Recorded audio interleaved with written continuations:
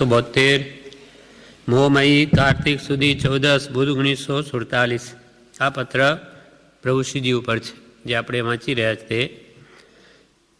એમાં પરમ કૃપાલદેવ પ્રભુશ્રીને લખે, સદજિજ્ઞાસુ માર્ગાનુસારી મતિ ખંભાત, ગઈકાલે પરમ ભક્તિને સૂચવનારું આપનું પત્ર મળ્યું.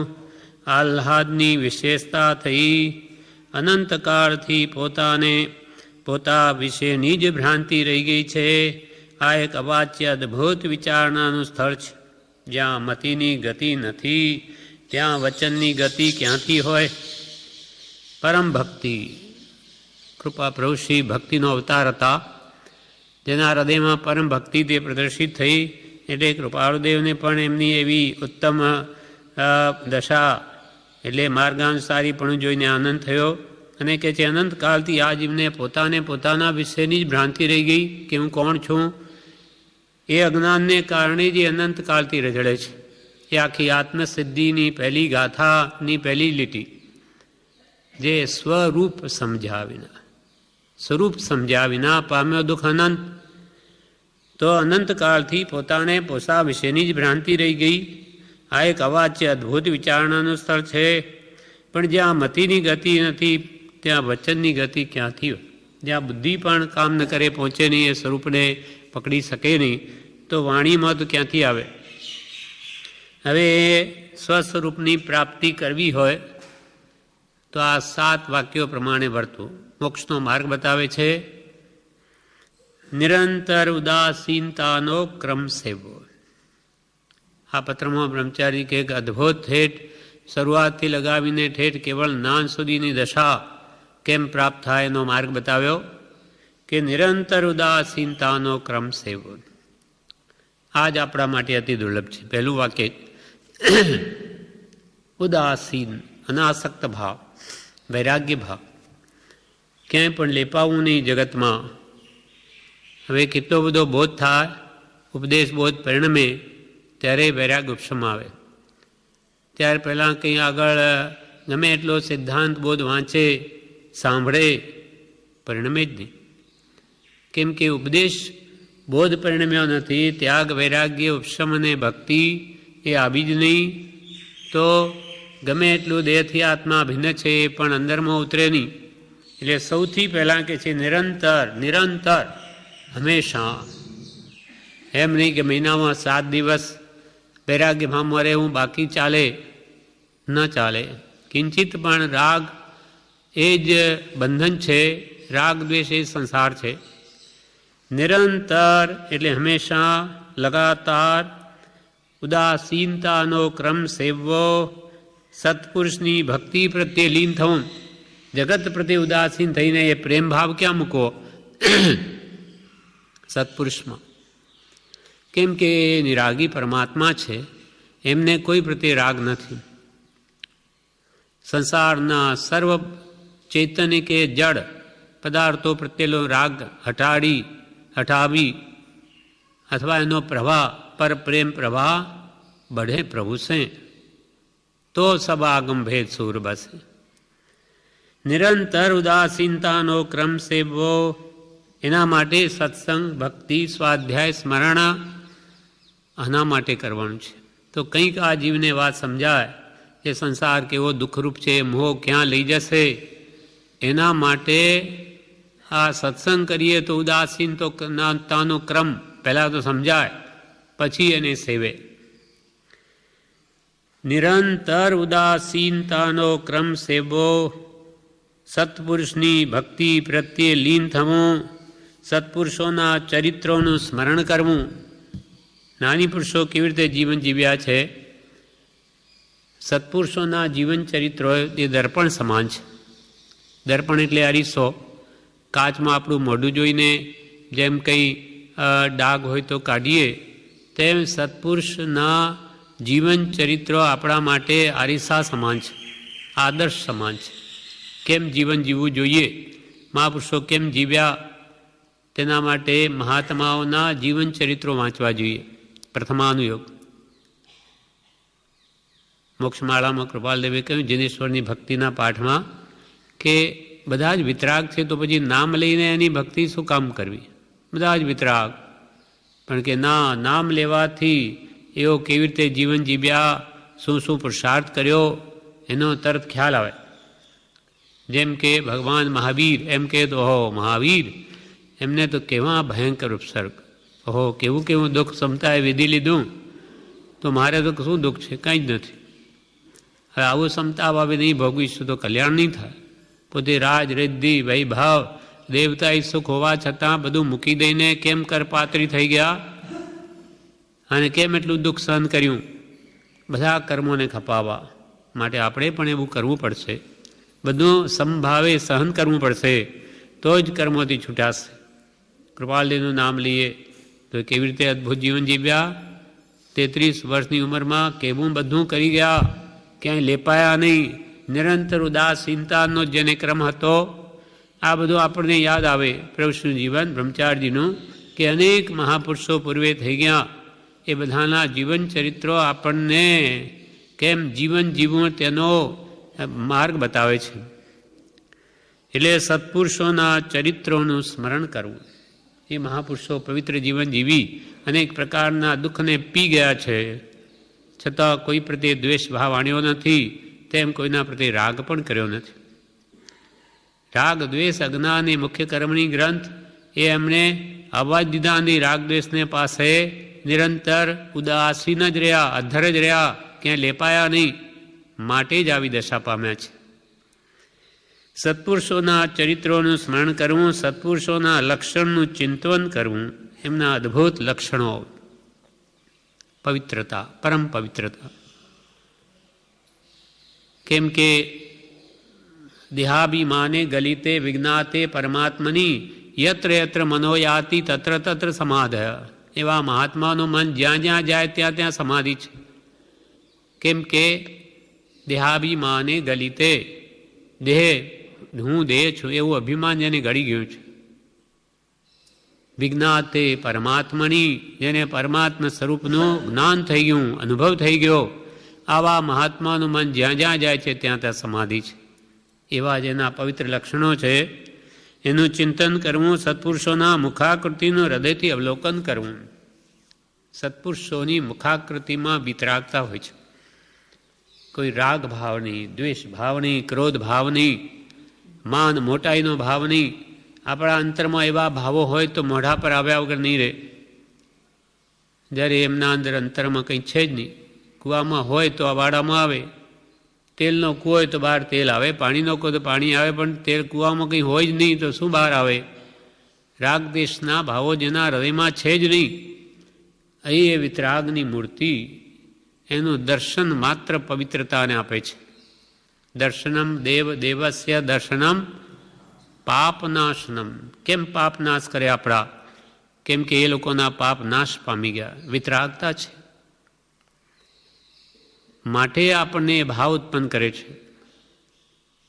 રાગીનું ચિત્ર રાગ ઉત્પન્ન કરે, વિતરાગતાનું દર્શન વિતરાગતા કેમ ના આપે? માટે પાપને હરે છે. રાગદ્વેષના ભાવો એનાથી આપણા વધતા નથી. અને એ જે સિનેમાના પોસ્ટર જોયા તો કેવા ભાવ થા? આ વિતરાગ પેલા રાગના દ્રશ્યો છે.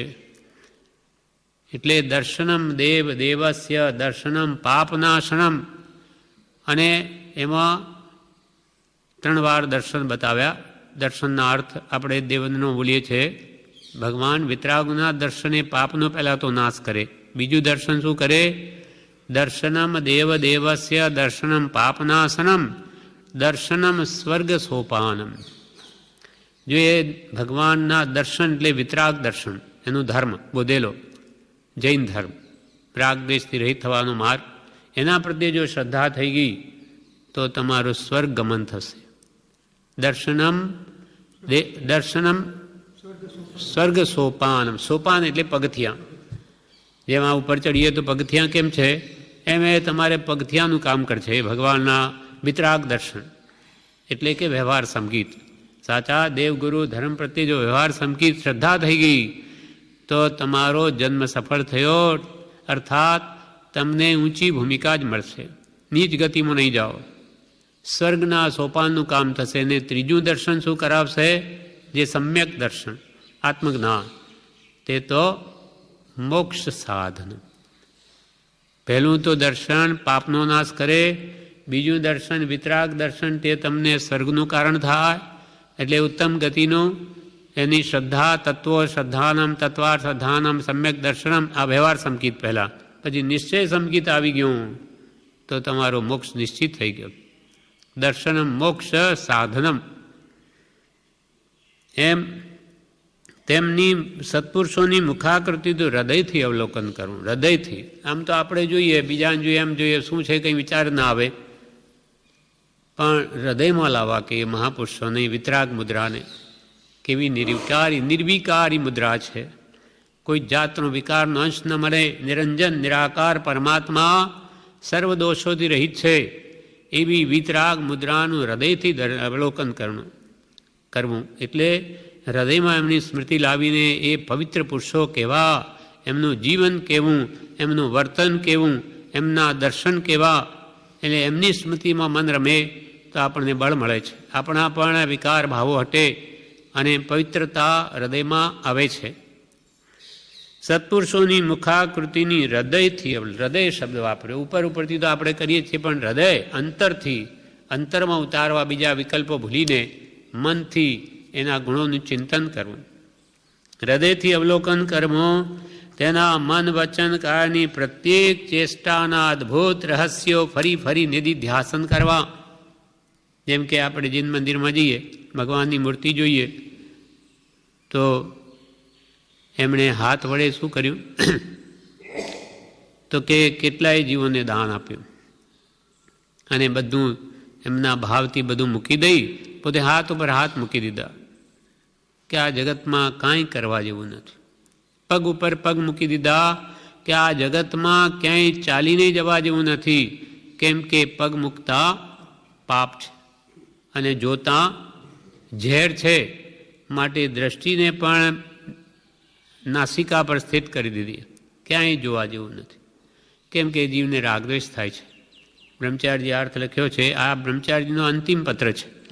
આ જે પત્ર લખ્યો તો કાલે દેહ છોડે છે, છેલ્લો પત્ર આ છે. એમાં દશા વર્ણવી છે કે ભગવાને પોતાની વિતરાગ દશા મૂર્તિ એ વડે આપણને ધ્યાનમાં આવે કે એને પગ ઉપર પગ મૂકી દીધા, હાથ પર હાથ, આંખોને પણ નાસિકા પર સ્થિર કરી દીધી અને મનને સ્વરૂપમાં લીન કરી દીધું, સ્વરૂપસ્થ કરી દઈને આપણને બોધ આપ્યો છે કે આમાં અનંત સુખ રહેલું છે. બાકી કૃપાલદેવ્યા કહ્યું કે પગ મૂકતા પાપ છે, જોતા ઝેર છે અને માથે મરણ રહ્યું છે, માટે શીઘ્ર આત્મહિતને કરી લો, નહીં તો આ બાજી હાથમાંથી ગઈ તો અનંત અનંત કાળ સુધી પાર ના આવે. આ નરક નિગોદાદિના જે માપ આપણે જોયા, જે આ પલ્યોપમ ને સાગરોપમ છક્કા છૂટી જાય, અનંત અનંત કાળ વયો જાય તો પત્તો નહીં ખાય. આપણે ક્યાંથી આવી લોટરી જાણે લાગી ગઈ કે આપણો નંબર લાગી ગયો અહીંયા? અનંત જીવો છે, આપણી શું ગણતરી એમાં? એક કંદમૂળનો સ્વયં ઉપર કેટલો ભાગ આવે? એના અંદર તો કે અનંત જીવો છે, આપણી બુદ્ધિ ન પહોંચે. ભગવાને કેવલનાંતિ જોયું છે અને એટલા આમાં આટલા બધા જીવો છે કે અનંતકાળથી જીવો એટલા બધા મોક્ષે ગયા, તેનો અનંતમો ભાગ મોક્ષે ગયો છે. તો મોક્ષ કેટલો દુર્લભ છે, સર્વ કર્મથી આમનું આમ છૂટાતું નથી, અત્યંત પુરુષાર્થ જોઈશે. નહીં તો ભગવાન ઋષભદેવ 1000 વર્ષ મથેરી આ એક કેવલનાંત મેળવવા, કે ભગવાન મહાવીર રાત દાડો પુરુષાર્થ કર્યો છે, એ લોકોનું બળ કેવું, શક્તિ કેવી, અને આપણે તો એમના હિસાબમાં કંઈ જ નથી. આપણે જો પુરુષાર્થ ન કરી તો આપણી શું દશા થશે? એટલે કૃપાળે કે છે આવી રીતે ત્યાં મન રાખીને જ્ઞાની પુરુષોના મન વચન કાયાની પ્રત્યેક ચેષ્ટાના અદ્ભુત રહસ્યો ફરી ફરી નિધિ ધ્યાસન કરવા, તેઓએ સંમત કરેલું સર્વસંમત કરવું. વિતરાગ પુરુષોની મન વચન કાયાની ચેષ્ટા જે અજ્ઞાની કરતાં સાવ જુદી હોય તે વિચારવી કે મનને જ્ઞાન વડે સ્વરૂપમાં રોકતા હતા. જ્ઞાને બાંધ્યું મન રહે અને સદગુરુ વિણ જ્ઞાન ન હોય. ગુરુ દીવો ગુરુ દેવતા ગુરુ વિણ ઘોર અંધાર, જે ગુરુ વાણી વેગળા રડવડિયા સંસાર. ભગવાન તીર્થંકર હોય ત્યારે એ જ ગુરુ છે, એ જ દેવ તત્વ છે. પણ જ્યારે ભગવાન તીર્થંકર હાજર ન હોય ત્યારે કોણ આપણને તારે? ત્યારે સદગુરુ જ કારણભૂત છે. એ જ આપણને નિમિત્ત બને છે અને ભગવાનનું વાસ્તવિક સ્વરૂપ સમજાવે છે. એવા સત્પુરુષ પ્રત્યે જો આપણે ભક્તિ ના આવી, શ્રદ્ધા ના આવી, તો એની કહેલી વાત આપણા જીવનમાં કદી ઉતરે નહીં.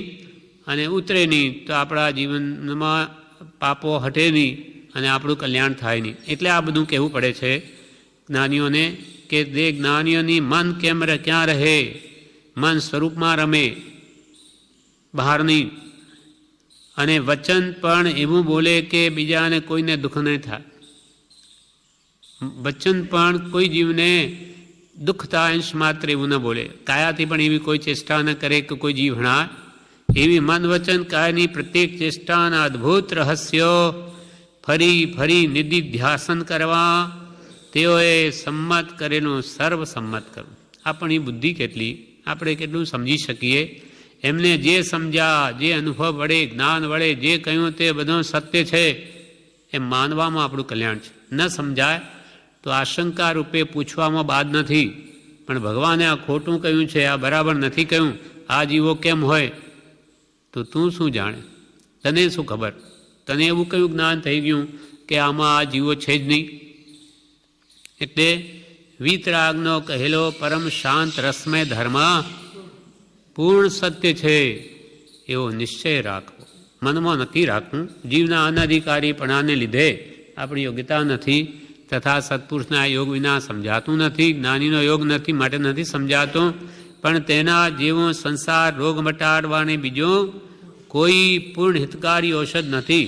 પૂર્ણ ઠેઠ મોક્ષે પહોંચાડે એવો વિતરાગ માર્ગ ભગવાન તીર્થંકરો જે ઉપદેશ્યો, એના સિવાય કોઈ જગતમાં એવો માર્ગ નથી. મોક્ષ માર્ગ તો બધા કહે, બધા ધર્મવાળા, પણ ઠેઠ મુક્તિએ પહોંચાડે એવું તો સર્વજ્ઞ પ્રરૂપિત વિતરાગ શાસન જ છે. સનાતન જૈન ધર્મને કહ્યો. સનાતન એટલે અનાદિકાળનો જે ચાલ્યો આવતો ભગવાન સર્વજ્ઞો દ્વારા કેવલી પ્રરૂપિત ધર્મ, તેનાથી જ મુક્તિ છે. કેવલ જ્ઞાન વડે જગતનું બધું સ્વરૂપ જોઈને જે નિર્ણિત કર્યું એમાં કોઈ કાળે વિરોધ ના આવે. બધું જ જોઈને પછી કહ્યું છે કેમ સંસાર છે, કેમ મોક્ષ છે, શું કરવું જોઈએ, શું ન કરવું જોઈએ, કોઈ કાળે આમાં વિરોધ ના આવે. માટે પરમ સત્ય છે. કૃપાલદેવે આ બધું બધા ધર્મોના ગ્રંથો 13 થી 16 વર્ષની ઉંમરે વાંચીને પછી આ નિર્ણય કર્યો છે. જેમ જેમ અનુભવમાં આવતું ગયું તો કે આટલું સત્ય છે, આટલું સત્ય છે. પછી જ્યારે સંપૂર્ણ આવ્યું પછી કહ્યું કે હવે જો કંઈ મુક્તિનો માર્ગ મેળવવો હોય તો વિતરાગ સિવાય એવું કોઈ દર્શન નથી કે જે દ્વારા તમને પૂર્ણ સ્વરૂપની પ્રાપ્તિ થાય. એવો પોતાને અનુભવ થયો બધું જાણ્યા પછી, એટલે એવો નિર્ણય કર્યો છે. અને આપણને પણ એ જ કહ્યું છે. હવે આ 7 કલમો કહીને એનું મહાત્મ્ય કૃપાલદેવ કહે છે. આ જ્ઞાનીઓએ હૃદયમાં રાખેલું નિર્વાણને અર્થે માન્ય રાખવા યોગ્ય, શ્રદ્ધવા યોગ્ય, ફરી ફરી ચિંતવવા યોગ્ય, ક્ષણે ક્ષણે સમયે સમયે તેમાં લીન થવા યોગ્ય પરમ રહસ્ય છે. આ જ્ઞાનીઓએ હૃદયમાં રાખેલું, હૃદયમાં રાખેલું. એમના અંતર ખોલીને આ વાત કરે છે કે તમે ઉદાસીનતાનો ક્રમ સેવજો જ, એના સિવાય જ્ઞાનીના વચનો હૃદયમાં ઉતરે નહીં. ત્યાગ વૈરાગ ન ચિત્તમાં થાય ન તેને જ્ઞાન. આ જ્ઞાનીઓ હૃદયમાં રાખેલી વાત આપણા આગળ ખોલીને કહી છે. આ જ્ઞાનીઓએ, કૃપાલ કે અમારા નહીં, બધાના હૃદયમાં જ વાત છે. આ જ્ઞાનીઓએ હૃદયમાં રાખેલું નિર્વાણને અર્થે માન્ય રાખવા યોગ્ય. નિર્વાણ એટલે મોક્ષ. મોક્ષે જવું છે તો આ વાત માન્ય રાખવી પડશે, એ પ્રમાણે જ કરવું પડશે. સર્વ દુઃખથી છૂટવું હોય જન્મજરા મરણથી, તો તમારે આ વાત માનવી જ પડશે, વૈરાગ ઉપશમ લાવવો જ પડશે. આ જ્ઞાનીઓ હૃદયમાં રાખેલું નિર્વાણને અર્થે માન્ય રાખવા યોગ્ય, શ્રદ્ધવા યોગ્ય, માનવું, કહો કે શ્રદ્ધા કરવા યોગ્ય, ફરી ફરી ચિંતવવા યોગ્ય. ફરી ફરી એ બાબત વિચાર કરો ને આ ભાવ દ્રઢ કરો કે આ પ્રમાણે કર્યા વગર છૂટકો નથી. ક્ષણે ક્ષણે સમયે સમયે તેમાં લીન થવા યોગ્ય પરમ રહસ્ય છે. એકદમ વાત અંદર નહીં ઉતરે તો ક્ષણે ક્ષણે કાર્ય સમય આ ભાવોને વિચારો અને એમાં લીન થાઓ. એટલે કે પરપદાર્થ પ્રત્યેનો પ્રેમ ઘટાડીને સત્પુરુષ પ્રત્યે કરો. સત્પુરુષને તમારો પ્રેમ નથી જોઈતો, એમને શું કરવો છે? એકવાર કૃપાલદેવ આણંદ આવેલા ત્યારે સાણંદના એક ભાઈ કૃપાલદેવનું મહાત્મ્ય સાંભળીને ત્યાં 14 પ્રશ્નો લઈને આવ્યા. એ પ્રશ્નો તો એમની પાઘડીમાં જ હતા અને કૃપાલદેવે તો ઉપદેશમાં બધા પ્રશ્નોનું સમાધાન કરી લીધું. એટલે એમને થયું કહો આ તો વગર પૂછીએ બધું જ જાણે, બધું જ મને ઉત્તર આપી દીધો. એટલે એમને એવો ભાવ થયો કે હું એમને નમસ્કાર કરું. પણ પાછો એવો ભાવ આવ્યો આ તો ગ્રસ્ત છે, ગ્રસ્તને કેવી રીતે નમાય, એવો ભાવ ઉત્પન્ન થયો. કૃપાલદેવના જ્ઞાનથી બહાર નથી. કૃપાલદેવ હવે કહે છે વગર બોલીએ, એ કંઈ અંતરની અંતર મનમાં એવી વાત એમને થઈ. એટલે કૃપાલદેવ કહે તમારા નમસ્કાર અમારે જોઈતા નથી, એ 14 રાજલોકમાં વેરી નાખવાના છે. એટલે એમને કહો આ તો આ વાત જાણી ગયા. એટલે તમે અમને નમસ્કાર કરો ન કરો એથી અમને કોઈ તમારા નમસ્કાર શું ફાયદો? કંઈ પૈસા મળવાના છે? શું મળવાનું છે? એવી માન મોટાઈ અમારે નથી જોઈતી. તમે કરશો તોય અમારે તો કે 14 રાજલોકમાં વેરી નાખવાના છે. એમ એવા નિષ્પૃહ મહાત્માઓ જેને કંઈ નથી જોઈતું એ જ બીજાનું કલ્યાણ કરી શકે. આ જ્ઞાનીઓએ હૃદયમાં રાખેલું નિર્વાણને અર્થે માન્ય રાખવા યોગ્ય, શ્રદ્ધવા યોગ્ય, ફરી ફરી ચિંતવા યોગ્ય, ક્ષણે ક્ષણે સમયે તેમાં લીન થવા યોગ્ય પરમ રહસ્ય છે. આ રહસ્ય કહ્યું છે. અને એ જ સર્વ શાસ્ત્રનો, સર્વ સંતના હૃદયનો, ઈશ્વરના ઘરનો માર્ગ પામવાનો મહામાર્ગ છે. સર્વશાસ્ત્રોનો એ સાર છે. કોઈ જ્ઞાની પુરુષને શોધો અને તેના ગમે તેવા વાક્યમાં પણ શ્રદ્ધા રાખો, કેમ કે તમને માર્ગની ખબર નથી. એ સર્વશાસ્ત્રનો, સર્વ સંતના હૃદયનો, ઈશ્વરના ઘરનો મર્મ પામવાનો, ઈશ્વરનો ઘર શુદ્ધ આત્મ સ્વરૂપ છે. એ જો તમારે પામવું હોય તો એનું રહસ્ય જ છે. ઈશ્વરના ઘરનો મર્મ પામવાનો મહામાર્ગ છે. અને સઘળાનું કારણ કોઈ વિદ્યમાન સત્પુરુષની પ્રાપ્તિ અને તે પ્રત્યે અવિચલ શ્રદ્ધા એ છે. આ સઘળાનું કારણ, આ બધી પ્રાપ્તિનું કારણ કોઈ વિદ્યમાન સત્પુરુષની પ્રાપ્તિ. હવે વિદ્યમાન ક્યાં શોધવા જઈએ? પ્રત્યક્ષની તો બલિહારી જ છે, પણ લાવવા ક્યાંથી? પ્રત્યક્ષ શોધે આપણે જોઈએ છે કે તરત જ આપણને માર્ગદર્શન આપે કે તમારે એમ કરવાનું તેમ કરવાનું. આપણે બધું વિકલ્પો મૂકી દેવાના, પણ લાવવા ક્યાંથી? ગમે તેની આજ્ઞા માન્ય થાય નહીં. એટલે કોઈ વિદ્યમાન સત્પુરુષની પ્રાપ્તિ અને તે પ્રત્યે અવિચલ શ્રદ્ધા એ છે. પ્રભુ શ્રી એમ કહે છે કે તમારા ભાર નથી કે તમે જ્ઞાનીને ઓળખી શકો. વિદ્યમાન એ હોય કોઈ છે ગુફામાં, કૃપાલદેવે કહ્યું, પણ તમે નહીં ઓળખી શકો. તમારી મુમુક્ષુતા ક્યાં છે ઓળખવાની? એના કરતાં અમે બતાવીએ છીએ પરમ કૃપાળુ દેવ જેના વડે અમને જ્ઞાન પ્રાપ્તિ થઈ, અનુભવીને કહીએ છીએ કે આ પરમ પુરુષ છે. એની આજ્ઞામાં રહો, એ કહે એમ કરો, તમારું અવશ્ય કલ્યાણ છે. એટલે કોઈ વિદ્યમાન સત્પુરુષની પ્રાપ્તિને તે પ્રત્યે અવિચલ શ્રદ્ધા એ છે. અધિક શું લખવું?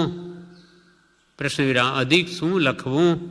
આજે ગમે તો કાલે, ગમે તો લાખ વર્ષે અને ગમે તો તેથી મોડે અથવા વહેલે એ જ સૂજ્યે, એ જ પ્રાપ્તે છૂટકો છે. સર્વ પ્રદેશે મને તો એ સંમત છે કે આજે નહીં તો કે કાલે, લાખ વર્ષે કરવું તો આજ પડશે, કરવું તો આજ પડશે. એ સિવાય આ દુઃખોથી છૂટાય નહીં. તમારી જ્યારે ભાવના ત્યારે કૃપાલથી કરજો, પણ ગમે તો આજે કાલે, ગમે તો લાખ વર્ષે, ગમે તો તેથી મોડે અથવા વહેલે એ જ સૂજ્યે, એ જ પ્રાપ્ત થયે છૂટકો છે. જન્મણથી ત્યારે છુટકારો થશે. સર્વ પ્રદેશે મને તો એ સંમત છે. મને તો એ જ વાત માની છે.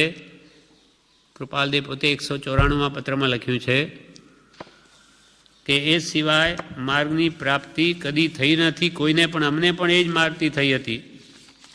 કેમ કે એ જ માર્ગ છે. શું છે?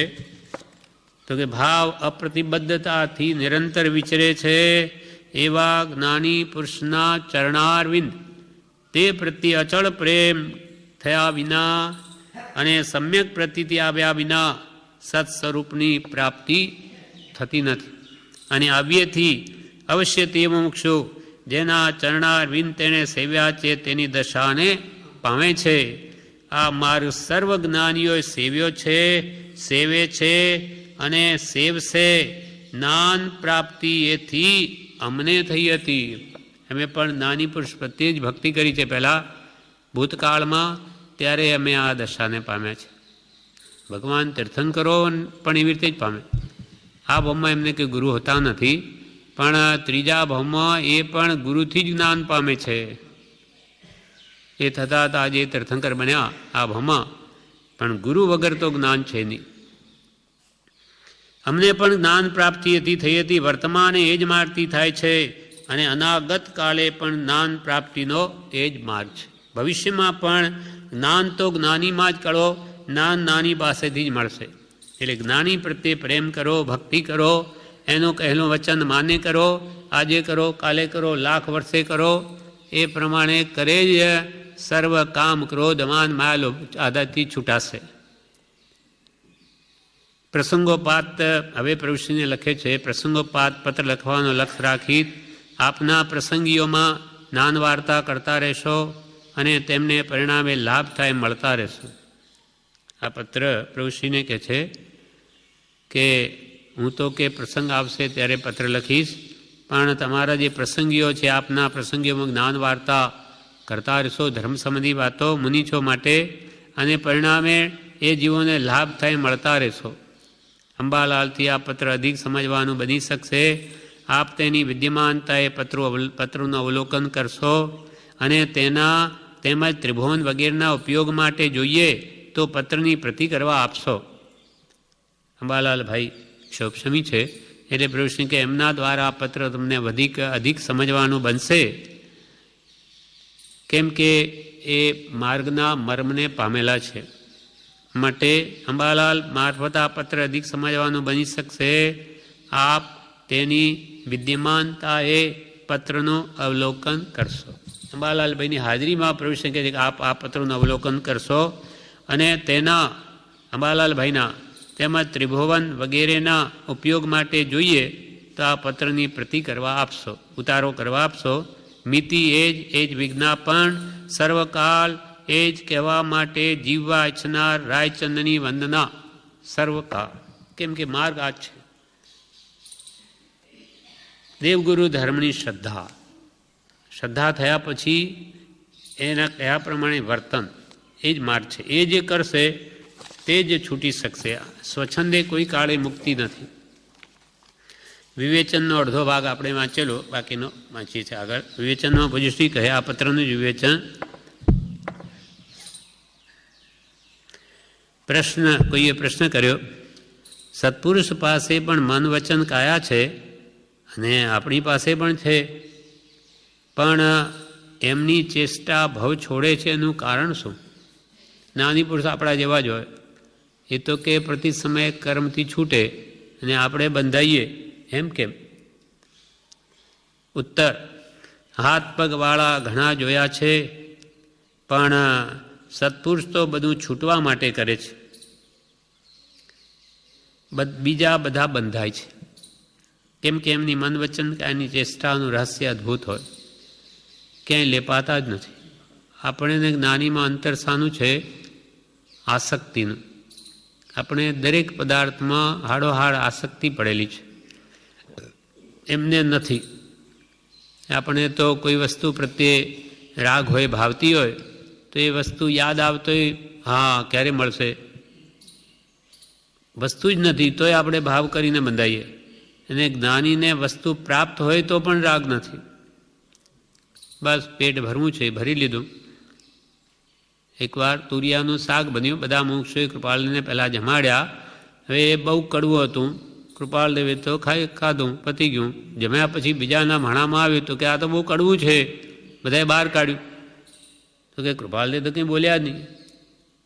એમને આપણે અંતર આ જ છે, એમને આ સારું છે ખોટું છે એવો કંઈ ભાવ નથી. કડવું પણ એ પણ રસ છે, જેમ બસ પેટ ભરી લીધું, જમી લીધું. એમાં રાગદ્વેષ છે નહીં, અને આપણને રાગદ્વેષ છે, માટે આપણને બંધન છે જ્યારે છૂટે છે.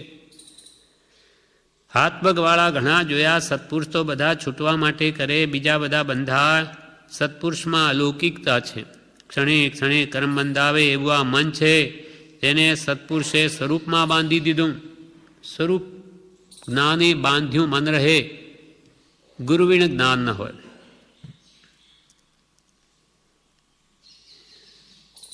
એમને સ્વરૂપમાં બાંધી લીધું. કેસી સ્વામી એકવાર ગૌતમ સ્વામી, કેશવ સ્વામી પાર્શ્વનાથ ભગવાનના સંગાડાના હતા. પછી ગૌતમ સ્વામીએ આવ્યા. ગૌતમ સ્વામીએ કહ્યું કે હવે પંચ મહાવ્રત ધારણ કરો. ભગવાન મહાવીરે કહ્યું તો કે પાર્શ્વનાથે તો 4 જ કીધેલા. તો કે હવે કાળ એવો છે કે સ્ત્રીને પરિગ્રહમાં ગણશે નહીં, માટે ભગવાન મહાવીરે આવા કાળના આવા વંક જડાય પાકાને જડ એવા જીવો માટે 5મું મહાવ્રત ફરીથી ઊભું કર્યું છે. 4થું બ્રહ્મચર્ય મહાવ્રત. તો કે હવે 5 અંગીકાર કરો. વાત સમજાઈ. કેસી સ્વામીએ તરત જ સ્વીકાર કર્યો. પછી ચર્ચામાં વાત નીકળી એટલે કેસી સ્વામી ગૌતમ સ્વામીને કહે કે આપ આ મનને કેવી રીતે વશ કરો છો? તો કે જ્ઞાનરૂપી લગામ વડે. જેમ ઘોડાને લગામ હોય તો આપણા વશમાં રહે, ઘોડો ક્યાંય જાય નહીં, તેમાં મનરૂપી ઘોડાને જ્ઞાનરૂપી લગામ વડે વશમાં રાખું છું. ઉત્તમ કાર્યોમાં મનને સંલગ્ન રાખવું. નવરું બેઠું નખોદ વાળશે, કંઈ ને કંઈ સંકલ્પ વિકલ્પ કરશે. એટલે 8-10 આપણને ઐશ્વર્ય વિજયજી મહારાજે લખ્યું, લેખન પૂજન આપવું શ્રુતવાચનાયુદ્ગ્રાહો રે, ભાવ વિસ્તાર સજ્જાયથી ચિંતન ભાવન ચાહો રે, વીરજીને સરદેશના. ભગવાન વીર એટલે મહાવીર ભગવાનની આ દેશના છે કે મનને ક્યાં રાખવું? લેખન, કંઈ લખવામાં રોકવું. મન સ્થિર ન હોય તો એક અક્ષર પણ ના લખાય. લેખન પૂજન, ભગવાનનું પૂજન કરવું, કાયાને એમાં રોકવી બળી. આપવું એટલે કોઈ શાસ્ત્ર આપણી પાસે હોય માગે તો લ્યો વાંચો. એમની કે મારી પુસ્તક બગડી જશે, એ મૂર્છા થઈ ગઈ, પરિગ્રહ થઈ ગયો. પ્રેમથી આપે, લો, વાંચનાર જ કોણ છે? લેખન પૂજન આપવું શ્રુત વાંચના, શ્રુતની વાંચના. ઉદ્ગ્રાહો, ઉદ્ગ્રાહો એટલે અત્યંત ઉત્સાહપૂર્વક નવું નવું શીખવાની, ગુરુ પાસે આજ્ઞા લેવી. લેખન પૂજન આપવું શ્રુત વાચના ઉદ્ગ્રાહો રે, શ્રુતની વાચના લેવી. ઉદ્ગ્રાહો અંતરના ઉલ્લાસ ભાવથી. ઉદ્ગ્રાહો રે, ભાવ વિસ્તાર સજ્જાયથી. ભાવ વિસ્તાર, એનો જે ભાવ છે તેનો વિસ્તારથી સમજવો. એ વાત ભગવાનનું શું કહેવું છે એનો, ભગવાનના વચનોનો ભાવ, ભાવ વિસ્તાર, ભાવનો વિસ્તાર કરવો. અને સજ્જા, સજ્જા એટલે સ્વાધ્યાય, ભગવાનના વચનોનો સ્વાધ્યાય કરવો. ભાવ વિસ્તાર સજ્જાયથી ચિંતન, પછી એના પર ચિંતન કરવું, મનન કરવું. ભગવાને શું કહ્યું ઊંડાણથી અને વિચારવું. ચિંતન ભાવન ચાહો રે, ચિંતન પછી ભાવના. ભાવન એટલે નિધિધ્યાસન. શ્રવણ મનનને ચિંતન અને નિધિધ્યાસન. નિધિધ્યાસન એટલે વારંવાર એને યાદ કરવું, એને ભાવન કે છે, ભાવના. નિધિધ્યાસન, અનુપ્રેક્ષા, તો એ આપણા જીવનમાં ઉતરે છે. લેખન પૂજન આપવો શ્રુતવાચન ઉદ્ગ્રાહો રે, ભાવ વિસ્તાર સજ્જાયથી ચિંતન ભાવન ચાહો રે, વીરજીને સરદેશના. ભગવાન મહાવીરની આ દેશના છે કે આમ વર્તો. મનને આવી રીતે એ ઉત્તમ કાર્યમાં રોકી રાખો તો કે ક્યાંય બીજી આસક્તિ ન કરે. જેમ ભેંસ કે ગાય આગળ દાણનું ટોપલું મૂકી દે તો ખાય, ભૂખ તો એને લાગે, પણ એ ખાવાનું ન આપીએ તો વિષ્ટામાં મોઢું ઘાલે. તેમ આપણે મનને ઉત્તમ ખોરાક આપી દઈશું તો ક્યાંય બીજે ભટકે નહીં તો ભટકશે જ. એ નિર્વિકલ્પ રહેવાનું નથી, એ તો કેવળીનું મન નિર્વિકલ્પ હોય. એટલે ઉત્તમ કાર્યમાં એને સંલગ્ન રાખવું. એમ જ્ઞાની પુરુષો છે એને જ્ઞાને બાંધ્યું મન રહે. જ્ઞાનમાં એમને જ્ઞાન વૈરાગ્ય શક્તિ બળે એ મનને વશ કરી લીધું છે. એટલે સત્પુરુષે સ્વરૂપમાં તેને બાંધી લીધું છે. વચનને વિતરાગ વાણી સ્યાદવાદ વાણીમાં જોડી દીધી છે. વચનને વિતરાગ વાણીમાં સ્યાદ વાણીમાં જોડી દીધી છે. વાણીને કાયાને પણ તેવી રીતે વિતરાગ માર્ગમાં પ્રવર્તાવે છે. કાયાને પણ વિતરાગ માર્ગમાં વાપરે. જેમ કે અપૂર્વ અવસરમાં કહ્યું તેમ સંયમના હેતુથી યોગ પ્રવર્તના સ્વરૂપ લક્ષે જીનયાજ્ઞાયાધીન જો તે પણ ક્ષણ ક્ષણ ઘટતી જાતિ સ્થિતિમાં અંતે થાય નિજ સ્વરૂપમાં લીન જો અપૂર્વ અવસર એવો ક્યારે આવશે. સંયમના હેતુથી સંયમનું પાલન, મન વચન કાયાને સંયમમાં રોકે. કોઈ પણ જીવ મરે નહીં, ક્યાંય પણ હણાય નહીં, એવી રીતે કાયાનું વર્તન કરે. વાણી પણ એવી રીતે વાપરે, મનથી પણ કોઈનું બુરું ચિંતવે નહીં. એમ સંયમના હેતુથી યોગ એટલે મન વચન કાયાના યોગની પ્રવર્તના હોય. સ્વરૂપ લક્ષ્ય. આ સંયમ શા માટે પાળવો? આત્મ સ્વરૂપની પ્રાપ્તિ. મારો આત્મા કર્મથી બંધાય નહીં, સ્વરૂપ પ્રાપ્તિ કરવી છે, શુદ્ધ કરવું છે સંપૂર્ણ. વરી કર્મથી મલિન કેમ થવા દે? સ્વરૂપ લક્ષ્ય જીન આજ્ઞા આધીન. સંયમ પણ સ્વચ્છંદે નહીં, ભગવાને જેમ કહ્યું તેમ જ. જીન આજ્ઞા આધીન જો તે પણ ક્ષણ ક્ષણ ઘટતી જાતી સ્થિતિમાં. એ સંયમમાં પણ ધીમે ધીમે પ્રવર્તીને અંતે તો થાય નિજ સ્વરૂપમાં લીન જો. સ્વસ્વરૂપમાં લીન થવા માટે આ મન વચન કાયા ધ્યાનમાં ન રહે માટે આવી રીતે સંયમમાં એનો પંચ સમિતિ પ્રમાણે વર્તે છે. જ્યારે ગુપ્તીમાં નહીં રહી શકે ત્યારે સમિતિમાં રહે છે. અને અષ્ટપ્રવચનના માતા એ મુનિનો ધર્મ છે. 5 સમિતિ અને 3 ગુપ્તી. એટલે અહીંયા કે છે કાયાને પણ તેઓએ વિતરાગ માર્ગમાં વાપરી છે. સત્પુરુષને સ્વાર્થ હોતો નથી, મમતા હોતી નથી. એક મોક્ષ જ જેનું ધ્યેય છે માટે તે છૂટે છે. માત્ર મોક્ષ અભિલાષ છે માટે ક્યાંય લેપાતા નથી. સંસારની ઈચ્છા પલટાવી માત્ર મોક્ષ વિલાસ કરી નાખી છે. કામ માન એ બધાને સવળા કરી દીધા છે. કામ તો નિષ્કામી બની ગયા અને માન આદિ કશાય ભાવોને સવળા કરી દીધા. જેમ કે ક્રોધ માન માયેલો. એ અપૂર્વ અવસરમાં કહ્યું ક્રોધ પ્રત્યે તો વર્તે ક્રોધ સ્વભાવતા માન પ્રત્યે તો દીનપણાનો માન જો માયા પ્રત્યે માયા સાક્ષી ભાવની લોભ પ્રત્યે નહીં લોભ સમાન જો અપૂર્વ અવસર એવો ક્યારે આવશે. વિતરાગોએ તો ક્રોધ પ્રત્યે ક્રોધ કર્યો છે. ક્રોધ પ્રત્યે ક્રોધ કરે કે ક્રોધને થવા ન દે. માન પ્રત્યે શાનું માન છે? દીનપણાનું, વિનય નમ્રતા એમને માન છે. મોટાઈનું માન નથી એમને. નમ્રતા આવે તો રાજી થાય, વિનય કરે બધા તો આનંદ પામે. એટલે કૃપાલ કે અમે તો સર્વ મોક્ષના દાસ છીએ, એમની સેવા જાણે કરીએ એવું અમને તો રહ્યા કરે છે. એટલે એવો વિનય ભાવ જેના હૃદયમાં સદૈવ છે.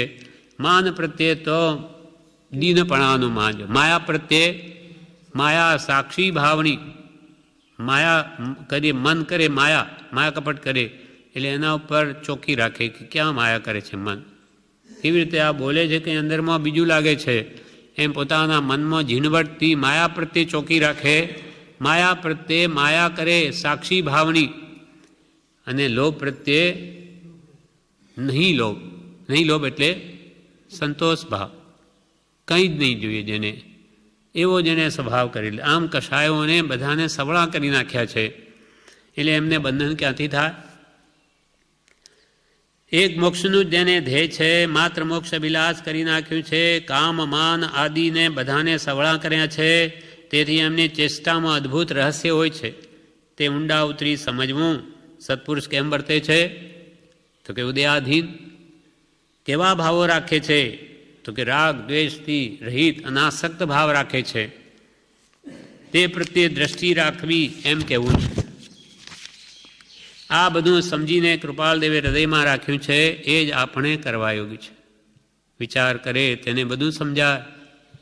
નાની પુરુષનો યોગ થયો ત્યાંથી માંડીને અયોગી થાય ત્યાં સુધીની દશા પ્રાપ્ત થાય એવું આમાં કહ્યું છે. નાની પુરુષનો આપણને યોગ થયો, પણ એ સફળ ક્યારે થાય? હવે એમણે જે કહ્યું તે જાણીને, જાણવું એ સમ્યક જ્ઞાન, પછી માનવું એ સમ્યક દર્શન, પછી તે પ્રમાણે વર્તવું, એનું નામ સમ્યક ચારિત્ર. આ રત્નેત્રની આરાધનામાં મોક્ષ છે. એટલે જ્ઞાની પુરુષનો યોગ થયો હોય ત્યાંથી માંડીને અયોગી દશા પ્રાપ્ત થાય.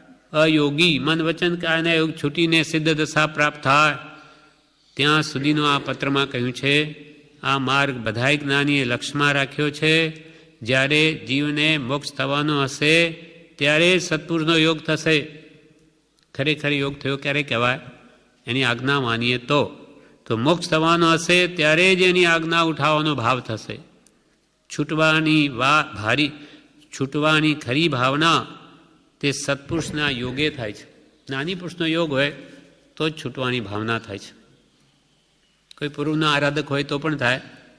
પૂર્વ પુણ્યના ઉદયથી મળ્યો સદગુરુ યોગ, વચન સુધા શ્રવણે જતાં થયું હૃદય ગત છો. નિશ્ચયથી આવ્યો કે ટળશે અહીં ઉતાપ. નિત્ય કર્યો સત્સંગ મેં એક લક્ષ્ય દિયા. માત્ર મોક્ષ વિલાસ એક લક્ષ્યથી આપ. એવી છૂટવાની કામના કાં તો પુરુષ સંસ્કારે કાં સત્સંગથી થાય છે. મેઘકુમાર હતા, સૈનિક મહારાજાનો પુત્ર છે. ભગવાન મહાવીરનો ઉપદેશ સાંભળીને વૈરાગ્ય ભાવ આવી ગયો. સંસાર ત્યાગી દીધો, દીક્ષા લઈ લીધી, ઘણો સમજાવ્યો, માન્યું નહીં. અને રાત્રે સાધુ એ તો છેલ્લી દીક્ષા છે એટલે બધાથી છેલ્લા સોવાનું આવ્યું. એટલે ત્યાં તો રાત્રે એકી જવા બધા ઉઠે કે ઠોકર વાગે. એટલે એમને થયું કે આ શું, દિવસે એટલો બધો પુરુષાર્થ કરવો, રાત્રે નિરાત નહીં, રાત્રે ઠોકરો ખાવી પડે. વૈરાગ્ય ધોવાઈ ગયો. બસ સવારમાં ઘરે જઈશું, ભગવાનને કહીને હું તો પાછો ઘરે ચાલ્યો જઈશ. એવો ભાવ આવી ગયો. ભગવાન તો ત્રિકાલ જ્ઞાની, એટલે ઉપદેશમાં કહ્યું કે મેઘકુમાર, તારો આગલો ભાવ કેવો હતો ખબર છે? તો કે ભગવાન મને કંઈ ખબર નથી. તો કે તું આગલા ભાવમાં હાથી હતો, હાથી. ત્યાં દવ લાગેલો, જમીન થોડી કોરી હતી, ત્યાં બધા પશુઓ ભેગા થયા, ત્યાં તું પણ હતો. પણ શું થયું કે ત્યાં કોઈ જગ્યા નહીં, બિલકુલ ઠસોઠસ બધે દવ લાગ્યો, અગ્નિ સળગી, કોરી જગ્યા હતી જ્યાં ઘાસ. એટલે શું થયું કે તને આવી ખાજ. તે પગ કર્યો ઊંચો, ત્યાં એક સસલાનું બચ્ચું આવીને બેસી ગયું. તારી પગ જેટલી જગ્યા થઈ ગઈ ત્યાં આવીને બેસી ગયો. હવે તને દયા આવી કે જો હું પગ મૂકીશ તો આ મરી જશે, કચરાઈ જશે. એટલે તે પગને અધ્ધર ઊંચો રાખ્યો. 2.5 દિવસ સુધી એ દાવાનળ લાગ્યો, તારો પગ ઊંચોનો ઊંચો રહ્યો. પછી બધા પશુઓ જતા રહ્યા જગ્યાથી. એટલે તને થયું કે હવે પગ નીચે મૂકવા જાય કે મૂકાય જ નહીં. અક્કડ થઈ ગયો, તું પડી ગયો ત્યાં. પણ તે આટલી દયા પાડી, તેના ફળમાં તું આ રાજપુત્ર થયો છે. હવે સમજ, નહીં તો ફરી આ જ દશા છે. ફરી તિર્યંચીએથી પણ વિશેષ ખરાબ દશા થશે. એ વાત સમજાવી એટલે એ વિચારતા એમને જાતિ જ્ઞાન થયું કે ઓહો, ખરેખર હું હાથી હતો, હાથીના ભાવમાંથી હું અહીંયા આવ્યો. ઓહો, અને હવે કે મારે તો ઠોકરો નહીં ખાવાનું, ત્યાં શું હતું? કોણ સંભાળ લેતું? ત્યાં હાથીના ભાવમાં કોણ હતું કે તને ખાવાનું પીવાનું સુવા બેસવા બધું આપે? એ વાત સંભાળતા બસ હવે ભગવાન, હવે તો હું એવો સંયમ પાળીશ કે મારા એક આંખ સિવાય મારા કોઈ અંગની પણ સંભાળ નહીં લઉં. એવો ભાવ સત્પુરુષના ઉપદેશે જન્મ્યો અને કલ્યાણ કરી ગયા. એમ છૂટવાની ખરી ભાવના સત્પુરુષના યોગે થાય છે. કોઈએ પ્રશ્ન પૂછ્યો કે આ પત્રમાં પરોક્ષ સત્પુરુષ અને પ્રત્યક્ષ સ્વરૂપ એમ બે વાત આવીને સત્પુરુષની ભક્તિ પ્રત્યે લીન થવું, ત્યાંથી માંડીને તેઓએ સંમત કરેલું સર્વસંમત કરવું, અહીં સુધીમાં પરોક્ષ સત્પુરુષ કારણ છે. અને સઘળાનું કારણ કોઈ વિદ્યમાન સત્પુરુષની પ્રાપ્તિ અને તે પ્રત્યે અવિચલ શ્રદ્ધા એ છે, તો સત્પુરુષના પરોક્ષપણામાં જે કરે તેનું ફળ જેવું જોઈએ તેવું ન થાય. અહીંયા તો કહ્યું કે પ્રત્યક્ષથી કામ થાય તો પછી શું કરવું? પરોક્ષમાં ન થાય. ત્યારે બુદ્ધિશ્રી કહે સત્પુરુષ મળે ત્યારે જ ખરું ફળ થાય છે. આપણે આ બધા સત્સંગ કરીએ છીએ અને એક સત્પુરુષનો સત્સંગ એટલે પરમ સત્સંગ હોય એમાં ઘણો ફેર છે. જ્ઞાની પુરુષનો સમાગમ એ તો એની તો બલિહારી જ છે, એ તો પરમ સત્સંગ છે, એમાં ઘણો ફરક છે. પ્રભુશ્રીજી એટલે હોય તો બહુ સારું પ્રત્યક્ષ યોગ, પણ ન હોય તો શું કરવું? તો કે ગમે તેને ન વળગાર, ગમે તેને જ્ઞાની માનીને એનો સત્સંગ ન કરાય. એટલે કે પ્રભુશ્રીજી એમ કહેતા કે પ્રત્યક્ષ અને પરોક્ષ કોણે ઓળખ્યા છે? તો કે મેં ઓળખ્યા છે, હું જાણું છું. એ વાક્યનો જુલાબ લેવા જેવું છે, અર્થાત એવા વચન છોડવા જેવા છે. હું ઓળખી શકું આ જ્ઞાની છે ને આ જ્ઞાની છે. કોઈ એમ કહ્યું કે પ્રભુશ્રીને એમ કે આપ તો પ્રભુ જ્ઞાની છો. ત્યારે પ્રભુશ્રી કે અલ્યા તું અમને ઓળખનાર કોણ?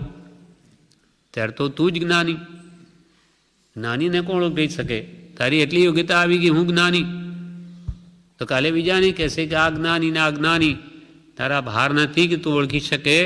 અમે જેને ઓળખ્યા છે, અમને જેથી લાભ થયો છે, જ્ઞાન પ્રાપ્તિ થઈ, એટલે એવા આ પુરુષને ભજ. બીજે બધે પ્રત્યક્ષનો જુલાબ લઈ લે, આને જ પ્રત્યક્ષ માનીને હવે જ્યાં સુધી પ્રત્યક્ષ જ્ઞાની મળે નહીં ત્યાં સુધી એમને જ પ્રત્યક્ષ માનીને વર્તે જ જા, એમાં તારું કલ્યાણ છે. એ કહે એમ કર.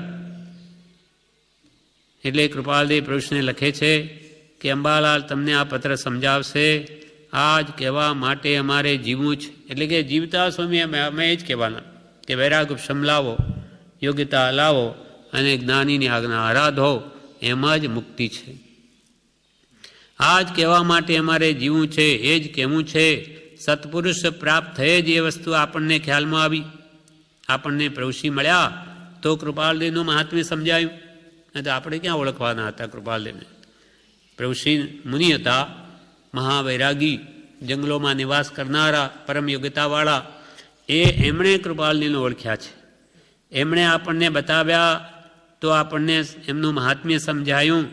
સત્સંગ છે તે પણ એક સમજવાનું કારણ છે, પણ ખરું કારણ તો પરમ સત્સંગ છે. સત્સંગથી પણ આ વાત સાંભળીને શ્રદ્ધાનું કારણ બને, પણ પરમ સત્સંગની તો બલિયારી છે. સત્પુરુષનો યોગ હોય તો એના મન વચન કાયાની પ્રત્યેક ચેષ્ટા જ અદ્ભુત રહસ્ય ભરી હોય. એ ન બોલે તોય બોધ થાય. મારે તો એક આત્માનું જ કલ્યાણ કરવું છે, એમ જેને હોય તેને ભક્તિ પ્રાપ્ત હોય છે. ભક્તિમાં લીન થઈ જવાય એવું કરવાની જરૂર છે. જગત ભૂલીને ભગવાનના ગુણોમાં તન્મય થવું એમાં આપણું હિત છે. એને બીજું ગમે નહીં. સત્પુરુષોના મહાત્મ્યનો વિચાર કરવો.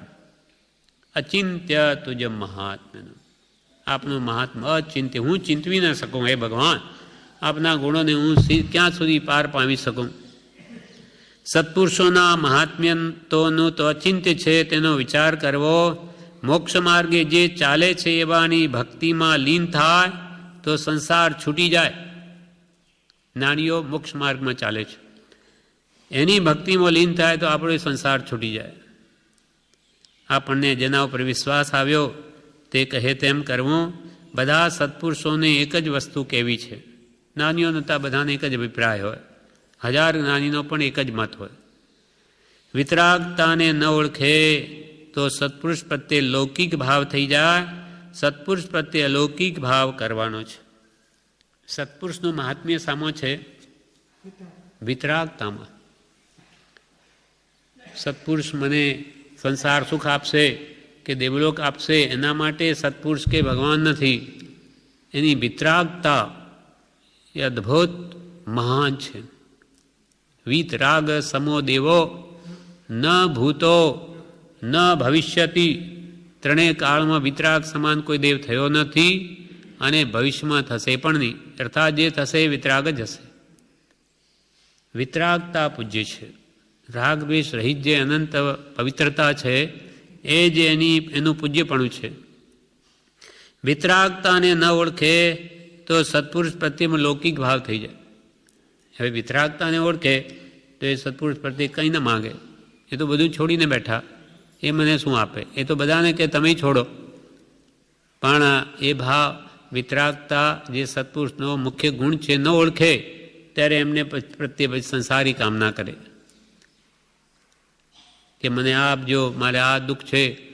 એવા અનેક દુઃખો ભગવાન પાસે આવીને રડે, રોંદણા રડે. એ શાના માટે કે લૌકિક ભાવ થઈ ગયો, પણ વિતરાગ કદી આપે નહીં. પોતપોતાના પુણ્ય પ્રમાણે જ જે કંઈ મળતું હોય તે મળે છે. બધા વિતરાગના ન ઓળખે સત્પુરુષ પ્રત્યે તો લૌકિક ભાવ થઈ જાય.